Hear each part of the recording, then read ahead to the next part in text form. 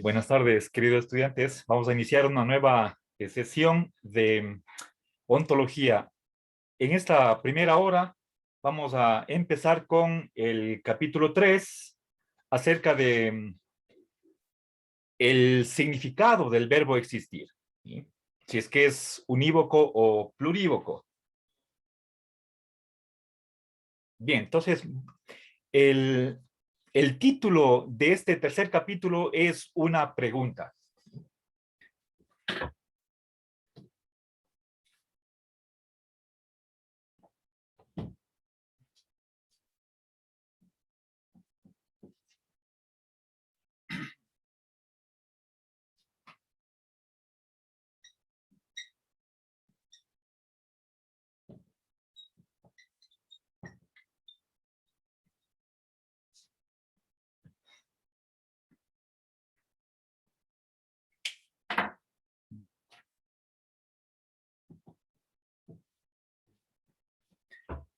Bien, la pregunta está formulada de tal manera que solamente hay dos posibles respuestas, la afirmativa y la negativa. Si respondemos del primer modo, entonces esa es la corriente del plurivosismo, ¿sí?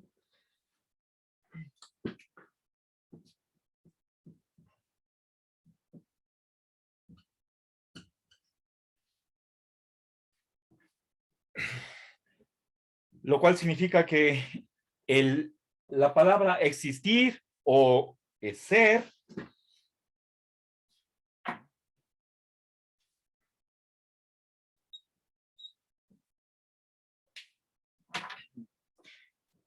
tiene varios significados, ¿sí?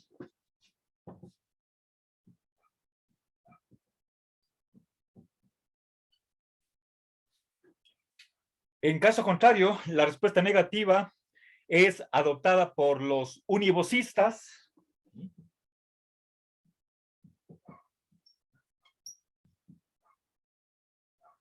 lo cual significa que ambos verbos, que los tomamos como sinónimos, tiene un único significado, ¿sí?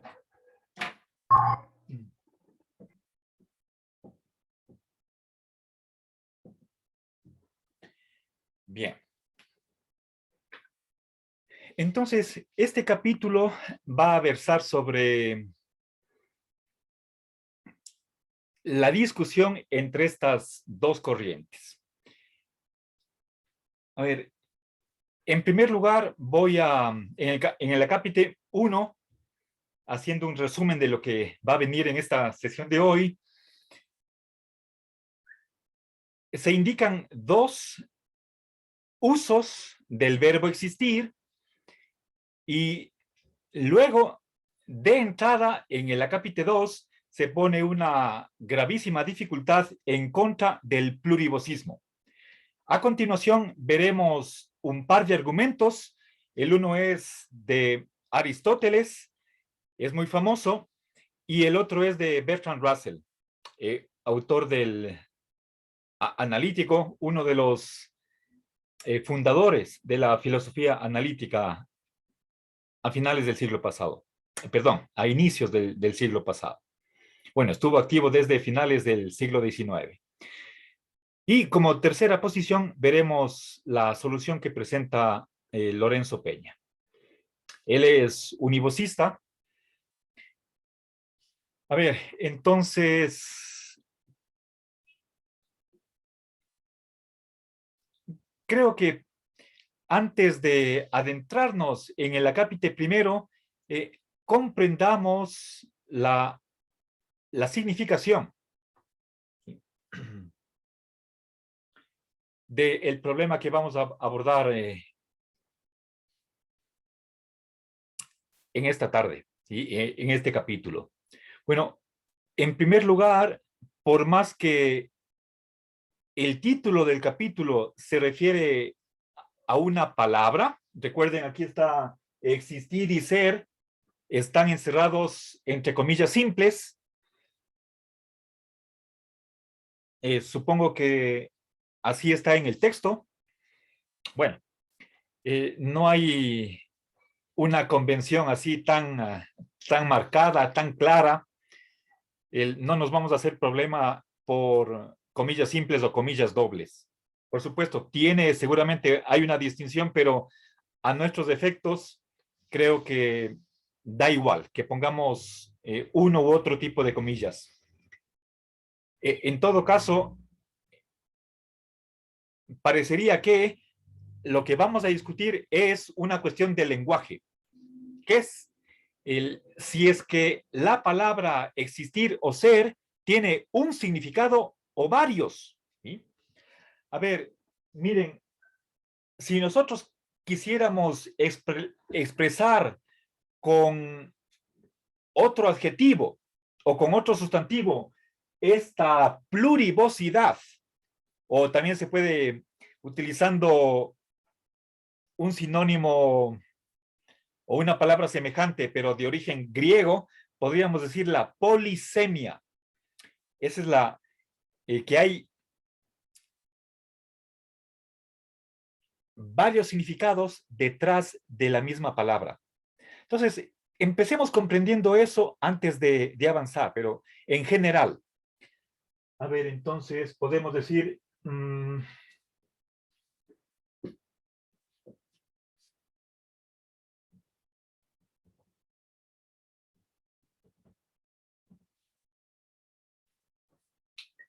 recuerden, esto está en griego, o con otra palabra podemos hablar de ambigüedad. ¿Sí? Pero ambigüedad significa dos sentidos diferentes en sentido estricto, aunque podríamos tomarle esa palabra de lo ambiguo en un sentido más amplio para que se abra las puertas para una variedad de significaciones.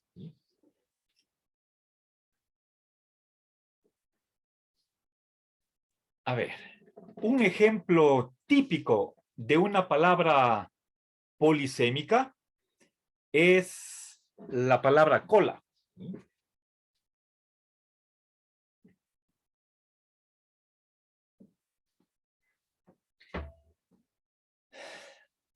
Me gusta este ejemplo porque no solamente tiene dos significados diferentes, sino muchos más. Enumeremos. ¿Sí?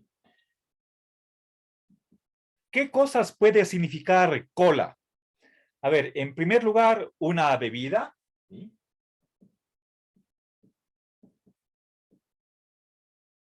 Hay marcas que tienen esa palabra en su denominación.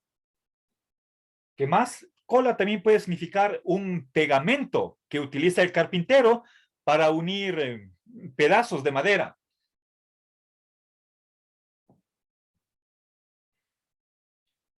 Bien.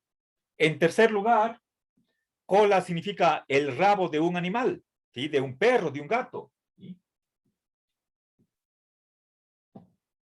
¿Qué más? Una cola puede ser una fila, por ejemplo, frente a una ventanilla. Podría ser para entrar a un espectáculo o en el banco. ¿Sí? O en un supermercado. ¿Sí? Eso es una fila. ¿Sí? Bien. Y también podemos utilizar esta palabra para designar a la parte trasera de un cometa. ¿Sí? Bien. He mencionado 5 significados diferentes de la palabra cola. Entonces, esta palabra, por lo tanto, es plurívoca. ¿Sí? Ahora, si nosotros nos preguntamos qué tienen en común la bebida, el rabo, la pega y la fila, la respuesta es, en sentido estricto, nada en común. No comparten ninguna propiedad y sin embargo utilizamos la misma palabra para aplicarla a distintos tipos de objetos. ¿Sí? Entonces, esto es importante. ¿Sí? Cuando hablamos de plurivocidad, estamos entendiendo que, y eso aplicado al ser o a la existencia, para el plurivosismo, los varios tipos de ser no comparten ninguna propiedad, ¿sí? No tienen nada en común, ¿sí?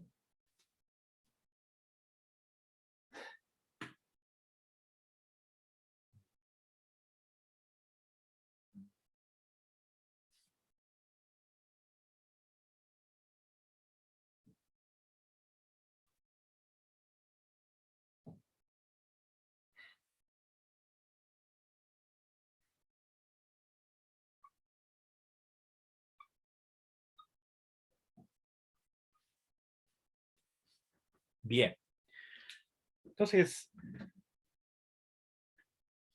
sobre todo, la posición plurivocista es la de Aristóteles, ¿sí?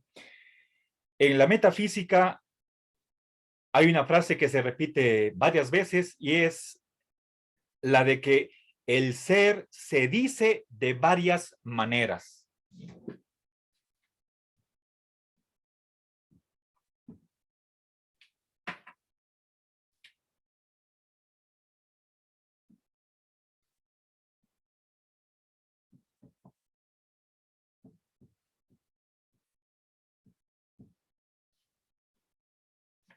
Bien, por ejemplo, hay un ser en acto, un ser en potencia, un ser material, un ser formal,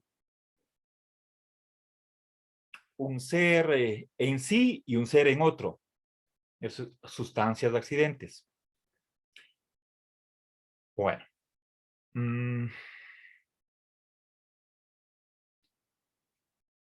En cambio, Platón, si no estoy mal, es en La República, dice que todo es homogéneo, ¿sí?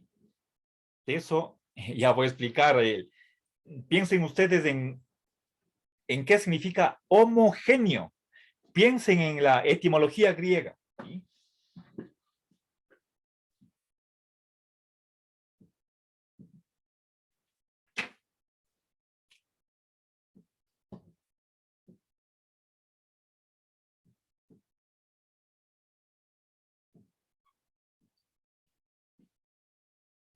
Bien.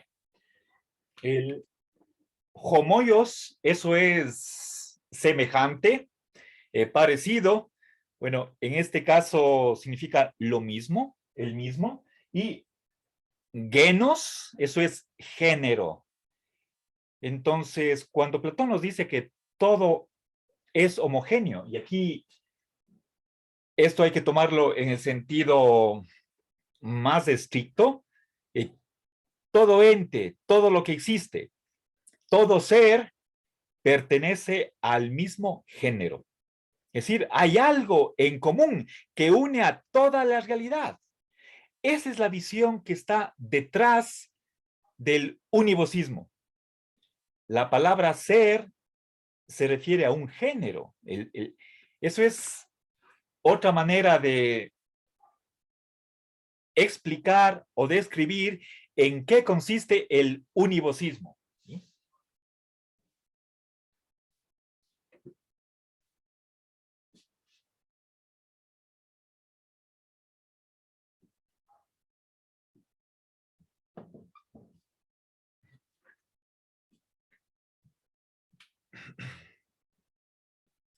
¿Y qué es un género? Una propiedad compartida por varios individuos. Algo ontológico. No es simplemente un concepto, por más que estemos nosotros hablando de una palabra.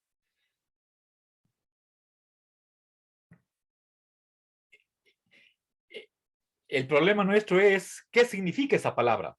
Una sola cosa tiene un solo significado o varios significados. Y estamos suponiendo, eso Lorenzo lo da por sentado, creo que ni siquiera explicita. Bueno, yo leí el texto hace varios años y posiblemente no aclara que está utilizando la teoría referencial del significado. El significado de una palabra es el objeto designado, ¿sí? Así como si es que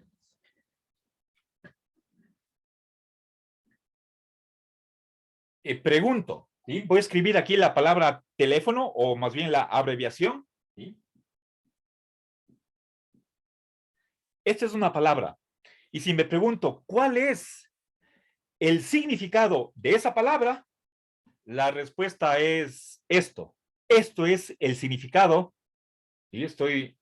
Estoy eh, teniendo en mis manos el teléfono. Este objeto es el significado de esa palabra. ¿Sí? Esa es la teoría referencial del significado. El significado es un objeto Yo, que existe. Rafa, pasa el teléfono al tío. Jessica, por favor, apague su micrófono. El significado de una palabra es una entidad objetiva. ¿Sí? Bien, entonces, si quieren ustedes, la vía de entrada o la formulación del problema tiene un carácter lingüístico. ¿Sí?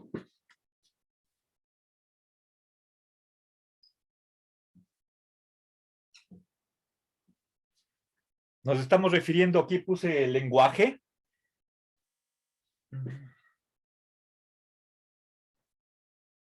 A ver. Pero en la realidad, o sea, la respuesta que queremos a esa pregunta se refiere a un género, ¿sí? Puesto que el significado es una entidad, asumiendo la teoría referencial del significado. ¿Sí?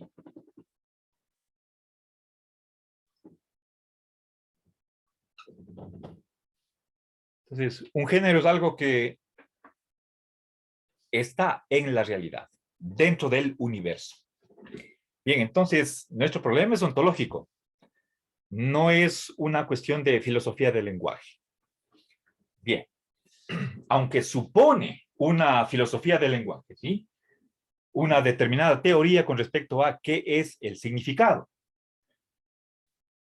Bien, entonces tenemos aquí dos corrientes y he puesto los nombres de dos representantes con dos frases que son sostenidas por cada uno de ellos.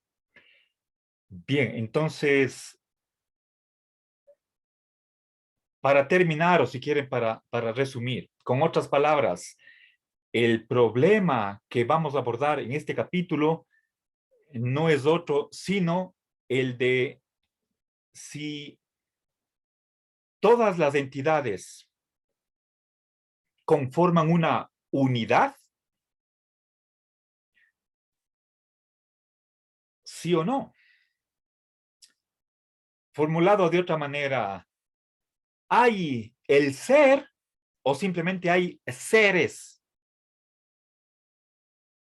Seres que no comparten nada en común. ¿Sí? Eso es plurivocismo. Seres de un sentido diverso. ¿Sí? Una sustancia no es un accidente, lo que está en acto no está en potencia. Hablando así en general, la materia no es forma, etcétera. Eso es plurivocismo.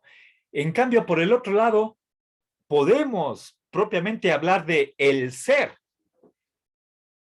Hay algo que es el ser. No simplemente hay seres eh, con distintos sentidos, sino que hay el ser. Un mismo género está abarcando a todo lo que existe. Un mismo conjunto. ¿Sí? Bien, entonces, cuando digo que el ser es un género, podemos estar pensando en que el ser es un conjunto universal. ¿Sí?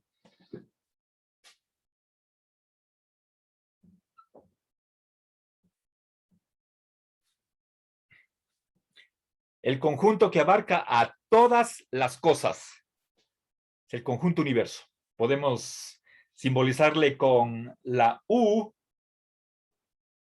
pero una U, si quieren ustedes, en tipo Time New Roman o Times New Roman. ¿Sí?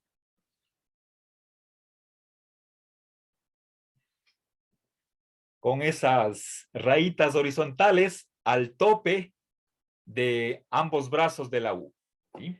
Ese es el conjunto universo, lo que abarca a todos los entes. Los plurivocistas dicen que no existe el conjunto universo. En lo contrario, los univocistas. ¿Sí? Entonces, finalmente, para graficar, para que quede claro desde el comienzo la discusión en la que nos vamos a adentrar en esta tarde, tenemos las siguientes dos opciones. Por un lado, el plurivocismo, que afirma que hay entidades de varios tipos. ¿Sí? Voy a continuar con Aristóteles. ¿Sí?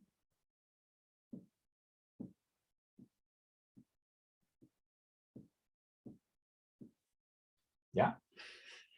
Aquí he puesto un círculo para cada una de las categorías. Sustancia, cualidad, cantidad, relación, acción, pasión, espacio, tiempo, hábito y, si no estoy mal, posición. ¿Ya? Bien. ¿Qué tienen en común cada una de esas categorías? No podemos, por más que la primera sea un ser en sí y las demás un ser en otro, que estén, todas las 9 últimas no están flotando en el aire, sino que tienen que pertenecer a una sustancia. Caso contrario, no existen. Según Aristóteles, y ya vamos a ver, hoy tarde, él presenta por lo menos un argumento, en el texto tenemos dos, pero él, como grandísimo filósofo, responsable, riguroso, que se preocupa por sustentar las tesis que afirma y no simplemente soltar una opinión y no dar un porqué. Aristóteles se toma la molestia de argumentar a favor de que el ser no puede ser un género y que por lo tanto el ser se dice de varias maneras. ¿Sí? ¿Qué tiene en común la sustancia con la cualidad? Nada. La cualidad con la cantidad, nada. No son seres en el mismo sentido. ¿Sí? De igual manera, ¿hay algo en común entre el acto y la potencia? Nada en absoluto. ¿Hay algo en común entre materia y forma? Tampoco. Son seres irreducibles entre sí, que se dicen de un modo diferente. Esto es Aristóteles. O sea, si es que yo quisiera dibujar, encerrar en una especie en un óvalo, a estos 10 tipos de ser, para significar con eso el ser, entonces estaríamos cometiendo un grandísimo error. A menos que entendamos que lo único que hay en común entre el ser en sí y el ser en otro, o entre el ser en acto y ser en potencia, etcétera, es simplemente la palabra ser. ¿Sí? Entonces, voy a dibujar con rojo una línea que abarque a todos estos 10 tipos de ser.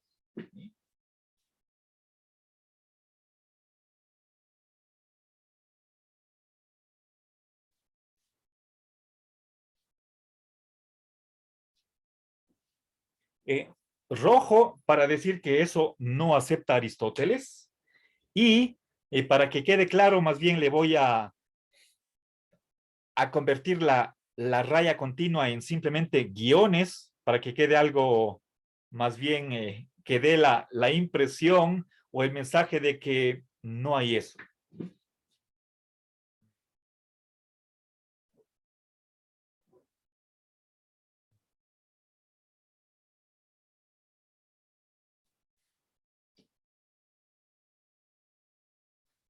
A ver, voy a paro un momentito ya. Entonces, el ser no es un género, ¿sí?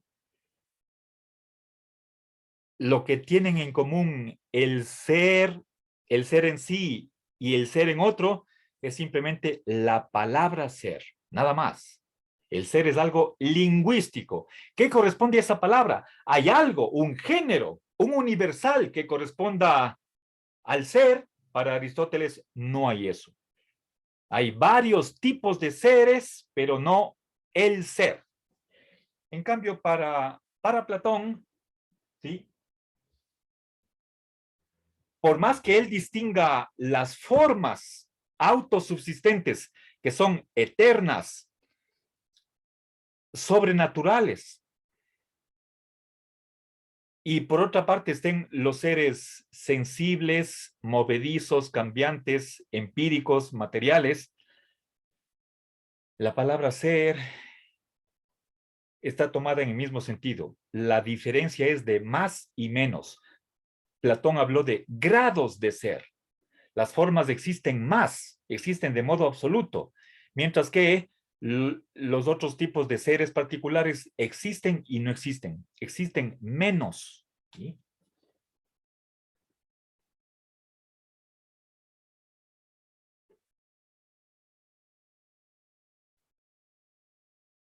Bien. Eh, bueno, no quiero discutir en este momento más detalles de estos dos personajes históricos. La segunda parte del curso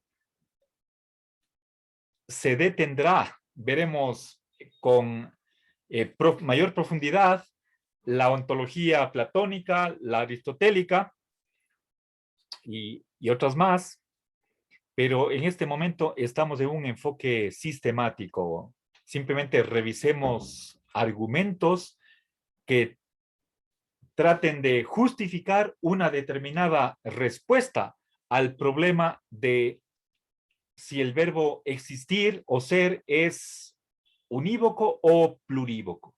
¿Sí? Bien, ¿alguna pregunta hasta aquí?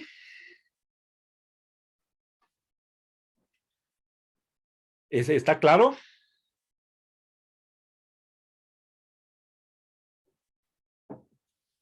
Bien. Entonces, una vez que tenemos clara el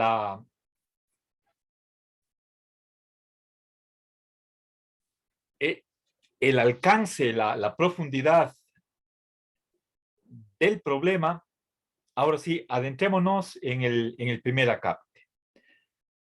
A ver, pero sí quisiera, antes de continuar, hacer un sondeo de opinión. ¿Sí? Quisiera, por favor, que en primer lugar se pronuncien quienes tienen una tendencia a favor o están muy cercanos del plurivocismo. Alcen la mano y contamos. ¿Sí? Ya, 1, 2, sigan. Hasta ahora solamente 2, 3. ¿Alguien más? Vamos rápido, por favor. Tenemos 5 hasta el momento. 7, 8, 9. Y parece que nos quedamos ahí. Verán que estamos 31 o por lo menos, a ver, o 30. ¿Y? Están 9, ¿ya? A ver, pero en el caso A ver, en el caso de que estén compartiendo el mismo dispositivo, puede ser computador o teléfono, dos personas y ambas estén a favor, por favor pongan, en vez de la mano, pongan aplausos. Alguien, a ver, ese es el caso de Ricardo y Camila, o Maribel y Abigail. Si es que ambos están de acuerdo, entonces pongan el aplausos. Bueno, entonces nos quedamos con 9. Ya, bajen la mano, por favor.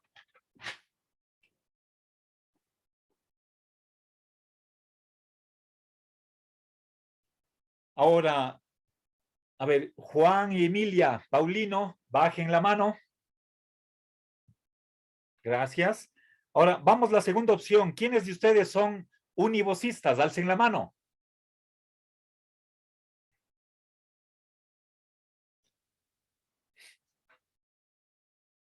Hasta ahora nadie.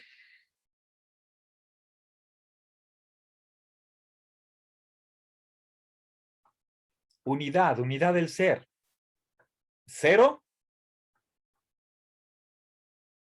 Bueno, quedamos ahí. Ya. 0 contra 9, lo cual quiere decir que ganó no es solamente la diversidad, es algo más profundo, la plurivocidad del ser. Bueno, muchas gracias. A ver, ¿alguna pregunta? ¿Algún comentario? ¿No? Bien. Continuemos. A ver, miren, vamos a capítulo 1.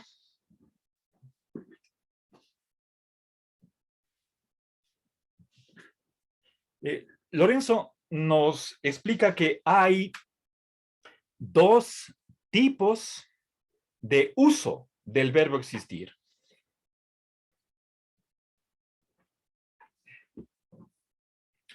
Dice, a ver, las ocurrencias no cuantificacionales del verbo existir.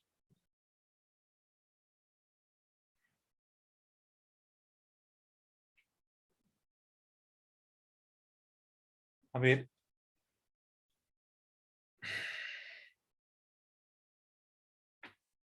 Dos ocurrencias del verbo existir, ¿sí?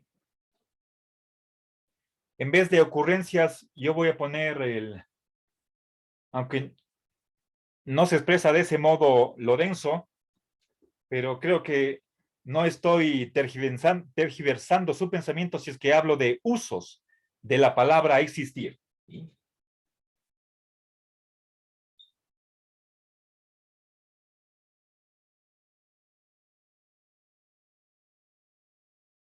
Hay un uso propio y otro impropio, ¿sí?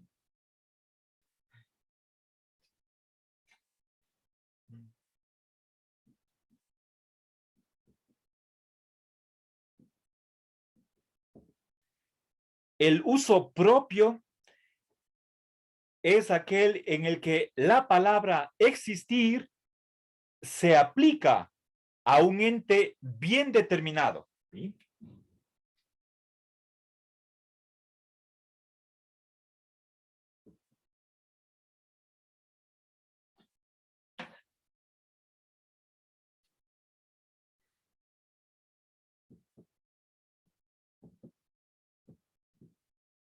A ver, les pongo dos ejemplos famosísimos en filosofía sobre el uso propio del verbo existir.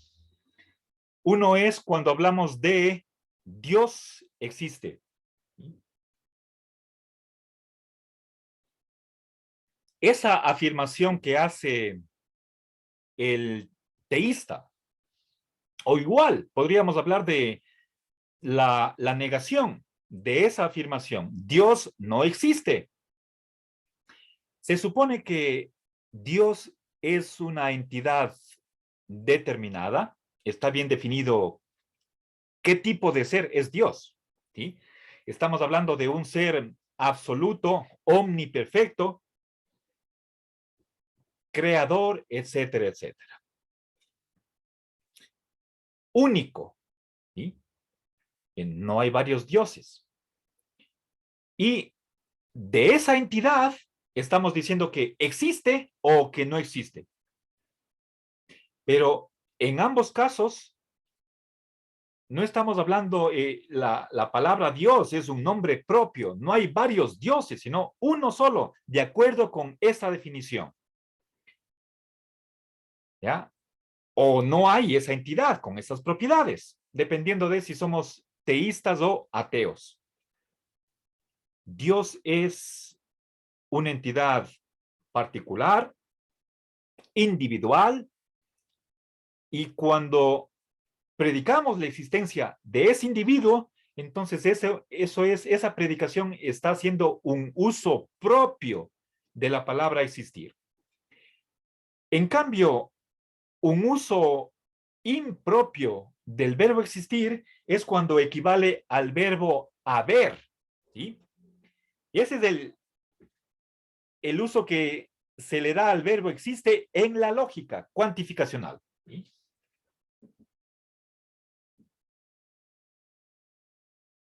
Pero haber, el verbo haber, más un pronombre o adjetivo indeterminado.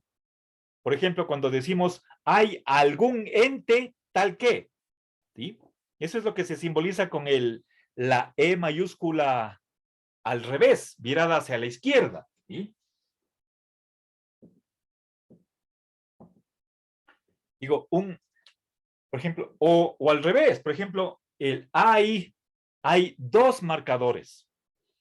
No estoy diciendo hay estos marcadores, porque si es que digo estos, ya estoy determinando cuáles marcadores. Si es que digo simplemente hay dos marcadores, eso es algo indefinido. ¿Sí? ¿Ya? Lo importante aquí es esto de acá. ¿Sí? Entonces, el contraste, la distinción entre el uso propio e impropio del verbo existir está que, perdón, me olvidé de darles el segundo ejemplo. ¿Sí? Cuando este verbo se aplica a un ente bien determinado, eso es una ocurrencia propia.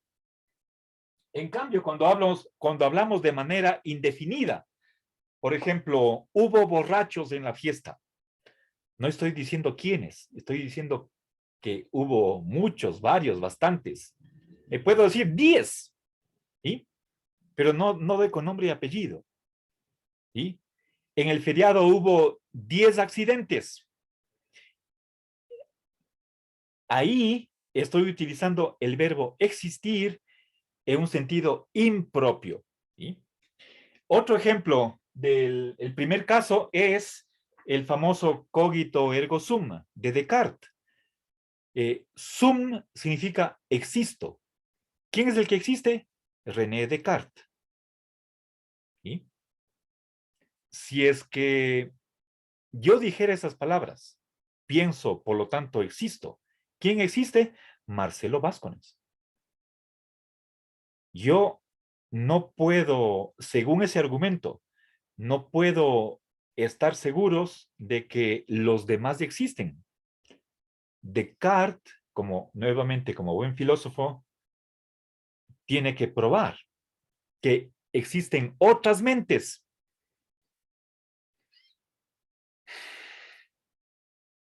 Hay que dar una razón para eso.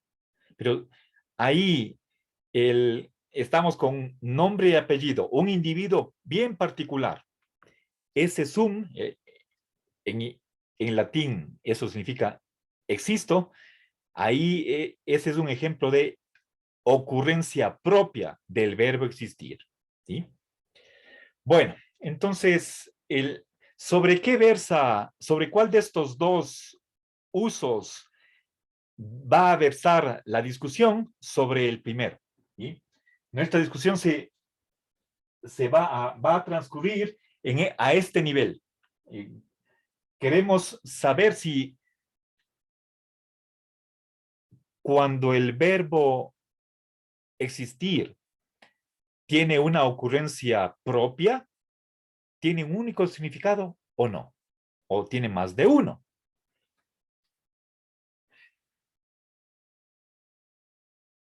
Y ahora pasemos al acápite 2,